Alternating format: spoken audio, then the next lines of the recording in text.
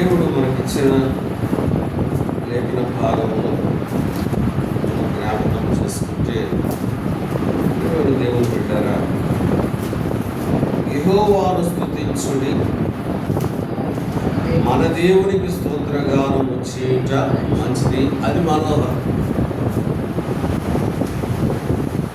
యెహోవాను స్తుతించాలండి. స్తుతించడం వల్ల అది చాలా మంచిది, అది ఎంతో మనోహరం అని మాట్లాడతాం. ఎక్కడ స్తుతించాలి? చూడండి 49. భక్తులు కూడుకొని సమాజములో ఆయనకు స్తోత్ర గీతము పాడు. ఎక్కడట? భక్తులు కూడుకొని సమాజములో ఆయనకి, ఆయన చేసిన కార్యములకి మనం ఇచ్చే కృతజ్ఞత అంతకంటే ఏం లేదు.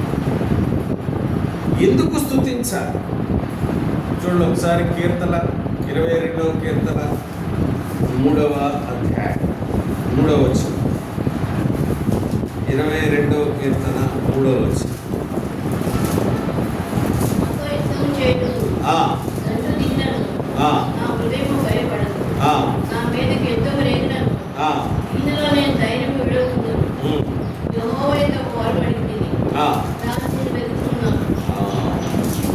ఒక వరం అడిగారంట. ఏంటంట? కీర్తనకాడు ఏం చెప్తా ఉన్నాడంటే, ఏమంటున్నాడంటే 22వ అధ్యాయం 22వ కీర్తన, అక్కడ మీరు వేరే నీవు ఇజ్రాయేలు చేయి స్తోత్రాల మీద ఆసీనుడు అయినా. ఎక్కడున్నాడు ఆయన? ఆయన మన స్తుతుల సింహాసనం మీద కూర్చొని ఉన్నాడు. ఆయన యొక్క సింహాసనం ఎక్కడుంది? పరలోకము. మనం చెల్లించే ఆ స్తుతుల మీద, ఆ సింహాసనం మీద కూర్చొని ఉన్నాడు కాబట్టి మనం అందుకు ఆయన్ని స్తుతించాలి. ఎలా స్తుతించాలి? ఎక్కడ స్తుతించాలి? ఎందుకు స్తుతించాలి అని అంటే, ఆయన మన స్తుతుల కొరకు చూస్తూ ఉన్నారు. నా బిడ్డలు నన్ను, నా యొక్క ఔన్నత్యాన్ని, నా యొక్క వ్యక్తిత్వాన్ని, నా యొక్క సార్వభౌమత్వాన్ని, నా శక్తిని, నా మహిమను, నా ప్రభావమును నా బట్టి వాళ్ళు నన్ను స్తుతించాలని కోరుకుంటున్నాను అని అన్నాడు. అది ఇంకొంచెం మనం లోతు పెడితే, ఇక్కడ దేవుడు పెట్టారా, ఆయన చేసిన కార్యములలో దేనిని మరువక ఏం చేయాలట? ఆయన్ని మనము, నా ప్రాణమా యెహోవాను సన్నుతించుము, నా అంతరంగమున సమస్తమా యెహోవాను సన్నుతించుము. ఆయన చేసిన ఉపకారాలు రాగానే మనకి ఏమొస్తాయంటే, జనరల్గా మనకు ఫిజికల్ ఎబిలిటీస్ వస్తాయి. ఆయన ఉద్దేశం ఏంటంటే, ఆత్మీయంగా, ఆధ్యాత్మికంగా మనం ఎంత స్థిరపడతాం. ఇంతకుముందు ఎలా ఉన్నాము, ఇప్పుడు ఎలా ఉన్నాము, మనలో వచ్చిన ఈ మార్పుకి కారణం ఏంటి అనేది దేవుడు మన ద్వారా, దానిని బట్టి, ఆయన చేసిన కార్యాలను బట్టి కాదండి. ఆయన యొక్క చిన్న ఉదాహరణ చెప్పాలని ఆశపడతాను. మనం ఎలా ఆరాధించాలి అని అంటే, ఏ విధమైన భావముతో దేవుడిని మనం ఆరాధించాలి అని అంటే, గమనించారో లేదో, ఒక వ్యక్తి అక్కడ సీఎం అయ్యాడు తమిళనాడు. ఇక్కడ పోస్టర్లు పెట్టారు. వీళ్ళకి వాళ్ళకి సంబంధం ఏంటి సంబంధం ఏంటి? ఎవరు అతను వచ్చి ఇతనికి ఏమైనా సాయం చేశాడా? కష్టాల్లో ఏమన్నా ఆదుకున్నాడా? చెప్పండి. అంటే కష్టాల్లో ఏమైనా ఆదుకున్నాడా? ఏంటది? ఆయనంటే ఏంటమ్మా? అభిమానం. ఆయనంటే అభిమానం, ప్రేమ. దేవుడు కూడా నాకు ఫలానిది చేశాడు కాబట్టి నేను ఆరాధిస్తాను అంటారు. ఆయన ఎవరు? ఆయన మన సృష్టికర్త, మన రక్షకుడు. అదే అభిప్రాయంలో ఉండాలి. కానీ ఆయన ఏమన్నా చేస్తే నేను ఆరాధిస్తాను, ఆయన చేశాడు కాబట్టి నేను ఆరాధిస్తాను, అది కాదు. నా ప్రియమైన దేవుడు, నా ప్రియమైన దేవుడు జాగ్రత్తగా ఆరాధన అంటే మనకి ఏదైనా చేస్తే ఇక్కడ మనుషులుగా ఏం చేస్తామో, ఏదన్నా మనుషులు సాయం చేసినప్పుడు మనం ఏమంటాం, thank you brother, thank you sister. ఇక్కడ ఏంటంటే there is a concept of exchange between one person and another person. ఒక మార్గం జరుగుతుంది, నువ్వు నాకు ఇది ఇచ్చావు కాబట్టి నేను నీకు స్తుతులు చెల్లిస్తాను. కానీ దేవుని విషయంలో ప్రియమైన దేవుని పెట్టారా, అటువంటి అభిప్రాయంతో మనం చూడండి. చాలా స్పష్టంగా నేను ఇందా చెప్పిన ఎగ్జాంపుల్ చూస్తే ఎక్కడ తను ఏం చేశాడు, కొంచెం ముందుకు వెళితే మరి సినిమా వాళ్ళని చూస్తే, పొలిటికల్ లీడర్స్ని చూస్తే అసలు ఎంతగా అయిపోతుంటారు. ఏం తెలియదు, వాళ్ళు ఏం చేయాల, కానీ వాళ్ళు అంటే అభిమానం. మన దేవుడు అంటే కూడా ఆ అభిమానంతో ఆయన మనం ఆరాధించాలి. ఇక్కడ మనం మన యొక్క భాగానికి వస్తే ఎందుకు మనం స్తుతించాలి, ఏం చేశారని ఆయన స్తుతించాలి అని ఒకసారి చూద్దామా. 4 అనుభవాలు మనం చూస్తాం. రోమిలికి రాసిన పత్రిక 6వ అధ్యాయం, అపోస్తలుడు పౌలు గారు రోమా సంఘానికి రాసిన పత్రిక 6వ అధ్యాయం 18వ వచనం చూద్దాం. పాపము నుండి విమోచించబడి నీతికి దాసులైతిరి, ఇందుకు దేవునికి స్తోత్రం. ఏంటంటే మొట్టమొదటిగా why should we offer thanks to God, why should we praise God. What is the reason behind praising the God? చూస్తే అక్కడ ఇంతకుముందు ఎలా ఉన్నావట, పాపములో ఉన్న మనల్ని ఆయన యొక్క స్వరక్తము మన మీద ప్రోక్షించుట ద్వారా మనల్ని విమోచించాడు. కాబట్టి మనల్ని నీతిమంతులుగా తీర్చాడు. కాబట్టి మనం ఆయనకి స్తోత్రము చెల్లించాలి. ఒకవేళ మనం అదే స్టేజ్లో ఉన్నట్లయితే ఆరాధనలో ముఖ్యంగా మనం తెలుసుకునే అంశాలు ఏంటంటే 3 విషయాలు మనం తెలుసుకుంటాం ఆరాధనలో. ఆయన ఎవరు, మనం ఎవరు, ఆయన మనకేం చేశాడు, మనం ఏం చేయాలి. ఆయన ఎవరు ఇప్పుడు విమోచనకర్త. మనం ఎవరు, మనం పాపంలో ఉన్నవారు. ఆయన ఏం చేశాడు, పాపం నుండి మనల్ని విమోచించాడు. మనం ఏం చేయాలి, ఆయనకి స్తోత్రం చెల్లించాలి. ఆరాధన జరిగే 4 అంశాలు అవే. ప్రతి పరిస్థితిలో కూడా, ప్రతి ఆరాధనలో కూడా మనం ధ్యానించేవి, మనం నేర్చుకునేవి, మనం చేసేటువంటి 4 విషయాలు చేస్తాం. ఆయన ఎవరు, మనం ఎవరో, ఆయన ఏం చేశారు, మనం ఏం చేయాలి. మనుషులుగా చిన్న సహాయం చేస్తేనే seems to be so loyal to the people. వాళ్ళకి మనం ఎంతో భయభక్తితో, ప్రేమతో, గౌరవంగా ఉన్నట్లుగా ఉంటాం. కానీ నన్ను పాపం అనే ఆ సంఖ్యల నుండి, పాపం అనే బంధకాల నుండి విడిపించిన దేవుడు. విడిపించడానికి ఆయన ఏం చేశాడంటే, యెషయా గ్రంథం 53వ అధ్యాయం 10వ వచనంలో చూస్తే, నీ పాపం నుండి, నా పాపం నుండి విడిపింపబడటానికి he was punished by his own father.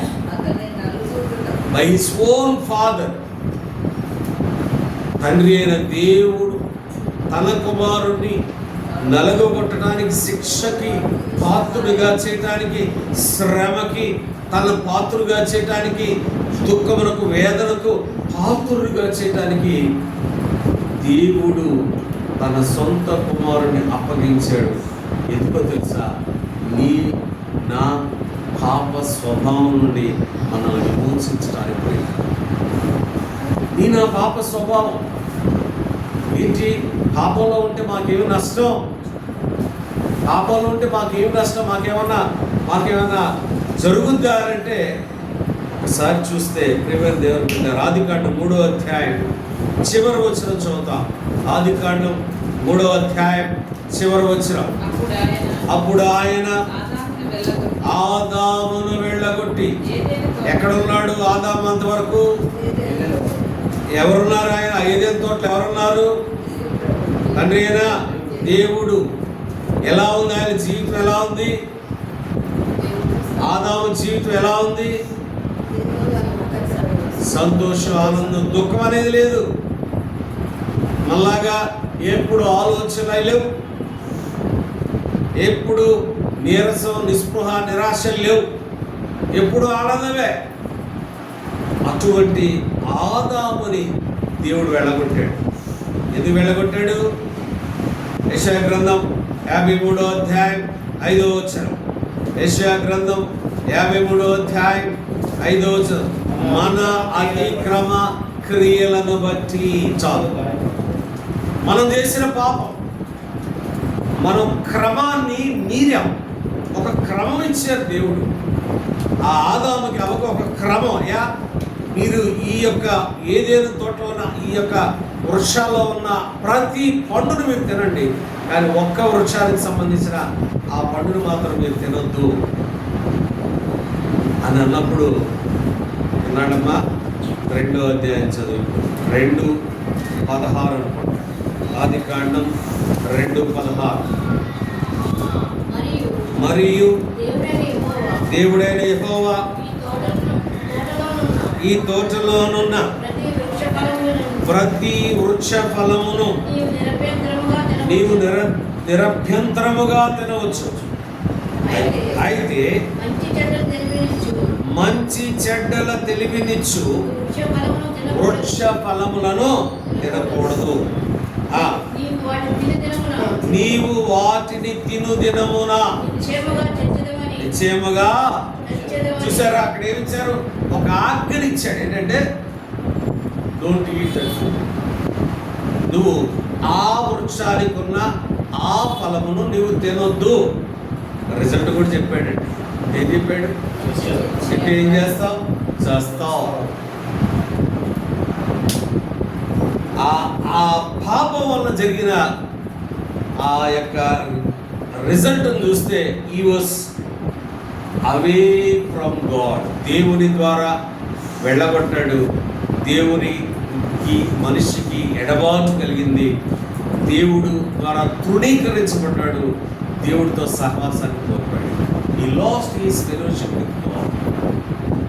పాపంలో వచ్చిన ఆ రిజల్ట్ను చూస్తే మొట్టమొదటిగా బిబ్లికల్ ఆస్పెక్ట్లో చూస్తే పాపంలోకి జీతం ఏంటి? ఏ మరణం అది? ఆత్మీయ మరణం. ఆత్మ కలిగిన వారితో మనకు సంబంధాలు తెగిపోయాయి. దేవుని ఆత్మతో మనకు సంబంధం లేదు. కాబట్టి దేవుని పెట్టారా, పాపము నుండి, దేవునితో కలిగిన ఎడబాటు నుండి మరలా దేవుడితో ఐక్యపరచబడటం, అది గొప్ప ఆధిక్యత. అది జరిగింది ఇక్కడ. చూడాలి మరలా రోమిలికి రాసిన పత్రిక 6వ అధ్యాయం 18లో చూస్తే, పాపము నుండి విమోచించబడినాం. మనం నీతికి దాసులమయ్యాం. ఇంతకుముందు మనం నీతిమంతులం కాదు. దేవునికి వ్యతిరేకమైన జీవితాన్ని జీవిస్తూ ఉన్నాం. కాబట్టి దాన్ని బట్టి ఏం చేయాలట? దేవుణ్ణి స్తుతులు చెల్లించాలి. రెండవది చూస్తాం, ప్రకటన గ్రంథం 7వ అధ్యాయం. ప్రకటన గ్రంథం 7వ అధ్యాయం 10వ వచనం. సింహాసనాసీనుడైన మా దేవునికి గొర్రె పిల్లకును మా రక్షణకై స్తోత్రమని మహాశబ్దముతో ఎలుగెత్తి చెప్పిరి. ఇంకోటి జరిగింది. ఎందుకు మనం స్తోత్రం చెల్లించాలంటే ఆయన ఇచ్చిన గొప్ప రక్షణను బట్టి. గొప్ప రక్షణ. ఆ రక్షణ ఎవరు ఇచ్చేది కాదు, ఏ మనిషి కూడా ఇచ్చేది కాదు. ప్రభువారు మాత్రమే ఆ రక్షణ మనకి ఇవ్వడానికి. ప్రభువారు చేసిన ఆ త్యాగాన్ని మనం జ్ఞాపకం చేసుకుంటే ఆశ్చర్యం వేస్తుంది. ఏం చేశాడు ఆయన?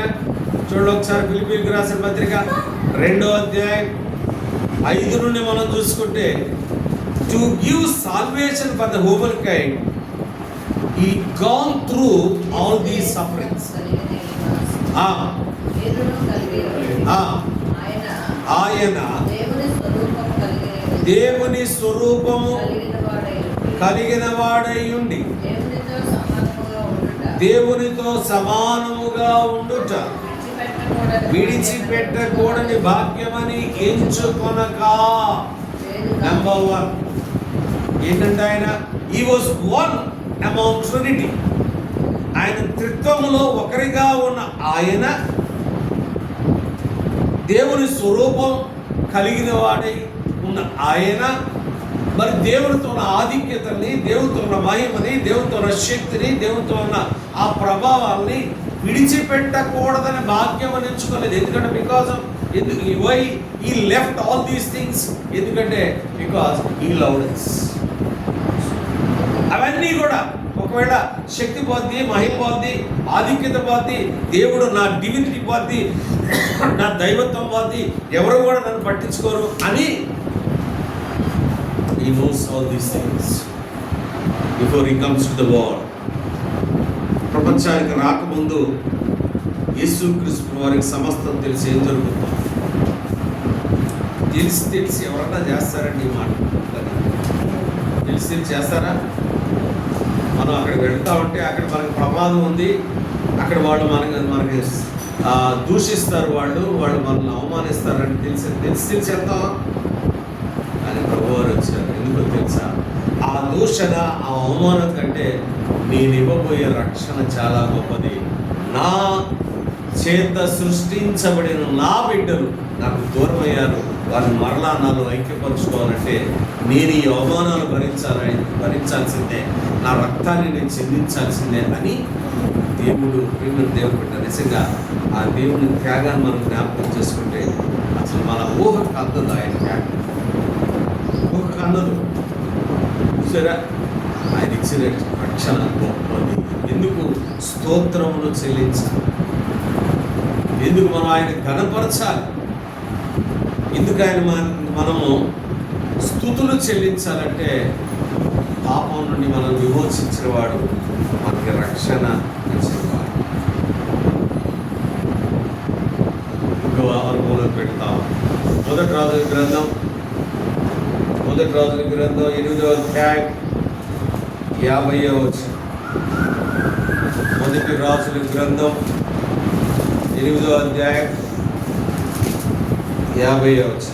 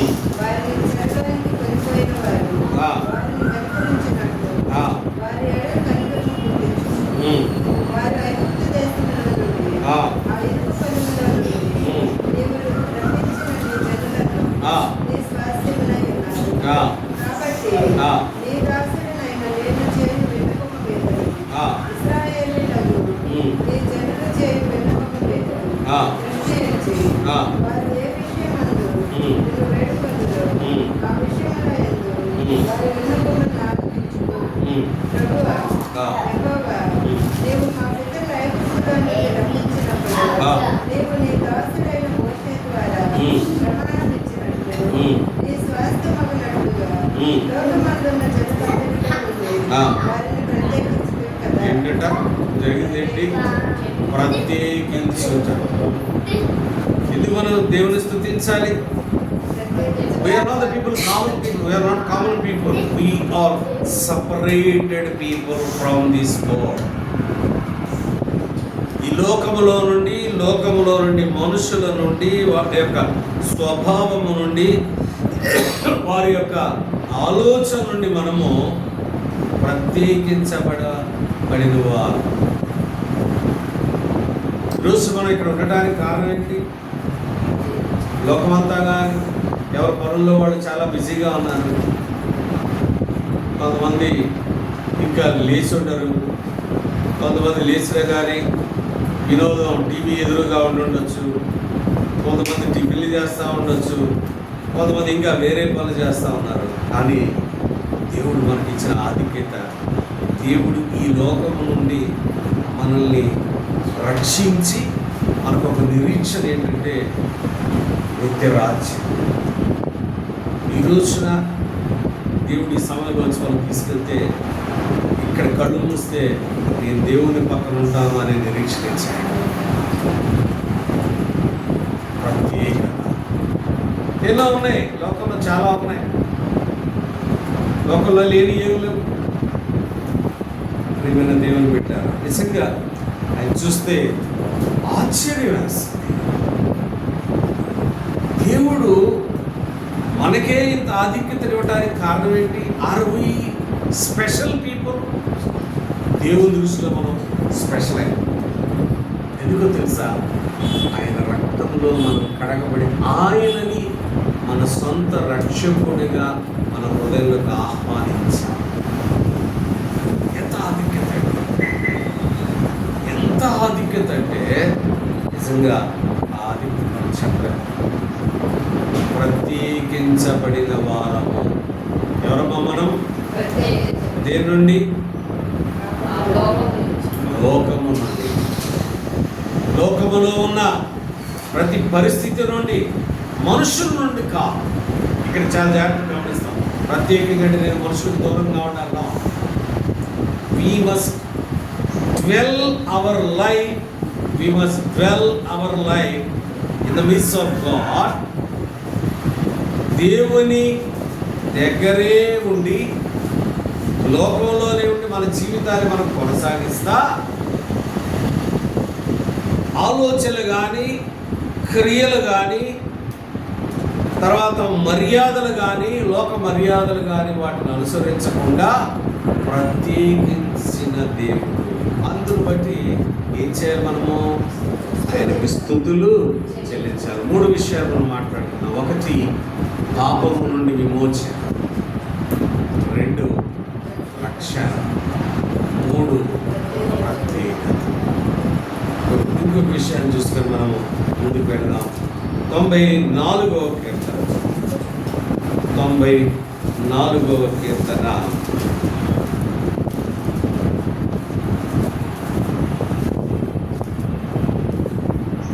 13వ వచనం.